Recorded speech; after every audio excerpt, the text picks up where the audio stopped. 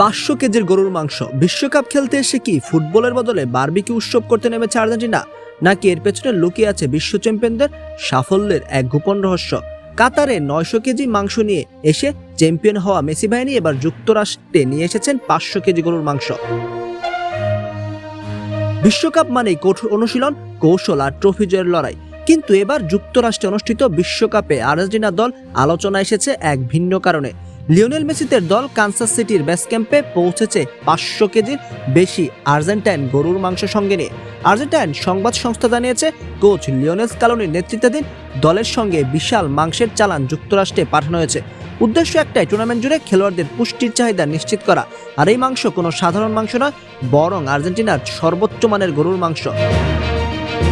আসলে গরুর মাংস আর্জেন্টাইন সংস্কৃতির একটি বড় অংশ। দেশটির বিখ্যাত আসাদো বা বারবিকিউ শুধু খাবার নয়, এটি তাদের ঐতিহ্যের অংশ।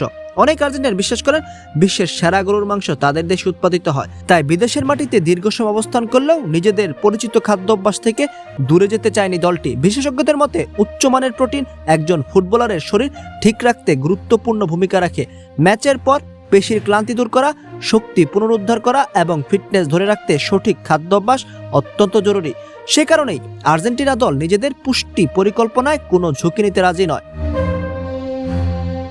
এটি অবশ্য প্রথমবার নয়, বড় টুর্নামেন্টে আর্জেন্টিনা অতীতেও নিজেদের খাবার ও বিশেষ পুষ্টি উপকরণ সঙ্গে নিয়ে গেছে।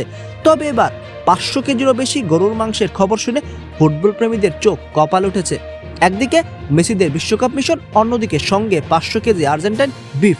সব মিলে বিশ্বকাপের মাঠের বাইরেও আলোচনার কেন্দ্রে এখন আলবিসেলেস্তারা। আর ভক্তদের মজার প্রশ্ন, বিশ্বকাপ জয়ের গোপন রেসিপিটা কি তবে আর্জেন্টিনার সেই বিখ্যাত গরুর মাংসে লুকিয়ে আছে?